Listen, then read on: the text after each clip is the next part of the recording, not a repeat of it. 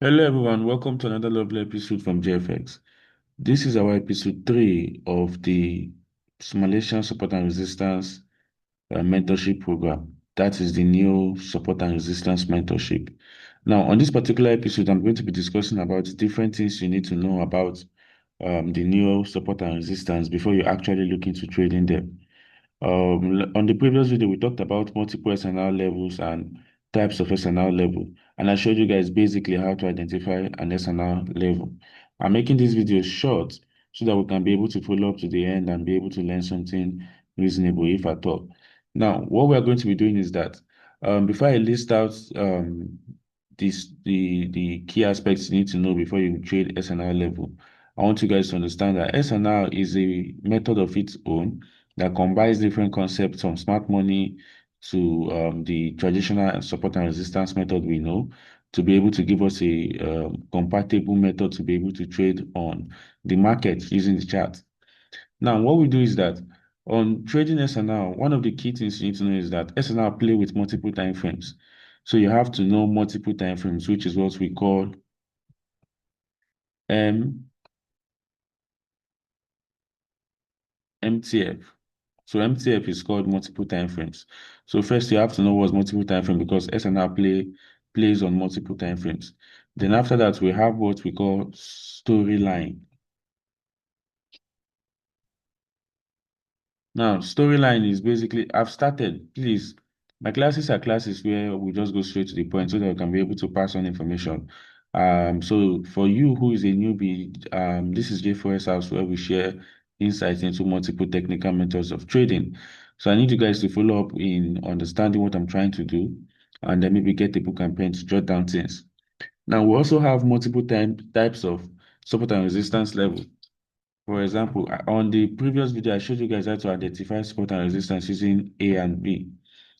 But now, if you look at this chart, you will notice that this is GBP card, not gold.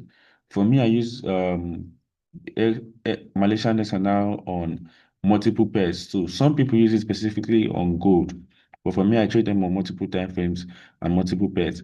And one of the pairs that I've seen that outside gold is very, very good is actually GBP related pairs. That is when you look into GBP USD, GBP JPY, or maybe GBP card. You can find Malaysian SNR or new SNR looking very, very good on those pairs.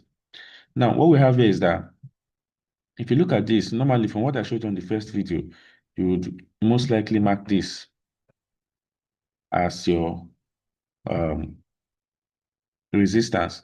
Now, but on the storyline of this, what we're looking at is that I would also mark this as a resistance. Now, this is a sell to buy candle. It's supposed to be a support. Then price created a buy to sell candle and then invalidated this one with this move. But this would be a break without a retest. So this would be a retest. And this being a break, if you go to the line chart, you'll notice that we had a V. So this would be a break and retest. And this would be a new resistance level. So as you can see, there are multiple types of support and resistance. This is a break and retest. And then this is a fresh resistance level. So there's a fresh and unfresh, but this is based on what you learn from the storyline. But at the same time, the varieties of mitigation goes into multiple time frame. So for multiple time frame, you understand storyline.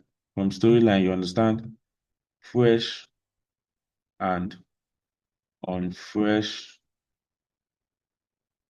SNR levels. These are things we are going to be following up within the mentorship program. This is episode 3, where I give you guys insights to um, what we have. Okay. But at the same time, you have to understand that these are all just concepts within Malaysian SNR. Like I said earlier, Malaysian SNR is a method that covers multiple time frames. Okay. It covers multiple time frames and it covers multiple methods. So you have to understand what you're doing to be able to, you know, follow up. Now, what I'm doing is that I don't have my mouse here, so I'm trying to like cope with the system mouse I'm using. You just have to bear with me. Now, when we look into Malaysian SNR, we have these key aspects I just mentioned here on fresh um, SNR levels, storyline, and multiple time frames. And before we move into trend line, because as you can see in episode 1, I used trend line multiple times, and I showed you some of the trend lines that you can draw out to be able to, mark out what's going on.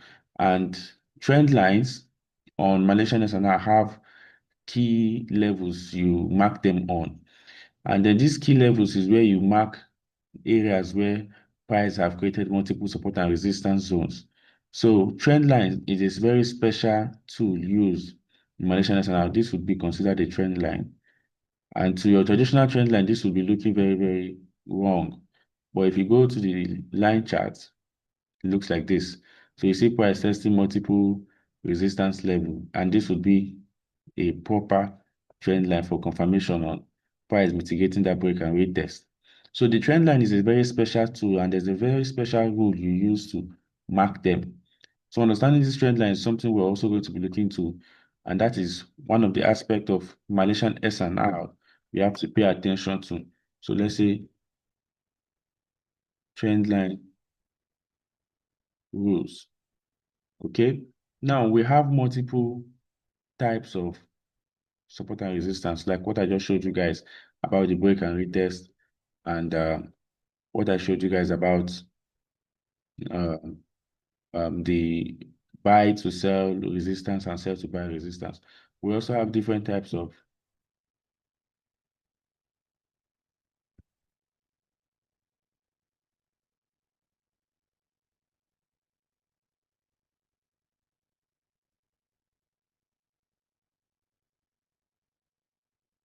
so we have multiple types of SNR levels.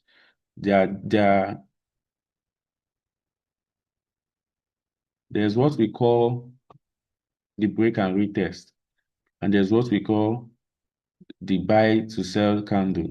And there's also what we call the hidden base. Now, the hidden base is a term we use in smart money concepts, but there's a hidden base type of Malaysian SNR level, which is actually known as the buy, close, open. That is like the buy candle, close, then the new open. So buy to buy candle. So this is a buy to sell, and there's a buy to buy, there's a sell to sell. And that is based on, if you know, rally based rally, job based job, rally based job, and job based rally on supply and demand. This is a supply and demand concept. Now, this rally based rally, job based job is something that we're also going to be looking into as SNR levels. Now, Malaysian SNR level is not promising anything new. There's nothing new about this method. It's just a method you use to trade, just like every other method. There's no guarantee for any special risk to reward ratio. What you have to understand is that you use it as a confluence. You use it as same way you use smart money concept as confluence to understand what's going on in the market. All methods are confluence to understanding the market. So there's no method that guarantees a 100% win rate. It just gives you a different eye to have a different point of view or to be able to see an area of interest. So this is all I have for you for this particular video, because I want you guys to take it slowly. I don't want anybody to have that perception that we're actually learning something that could give them a winning rate of 100 to 100%, or to give anybody the perception that you're learning something new that would be able to change your trading system without discipline. All methods require discipline, and they require consistency to be able to establish them successfully.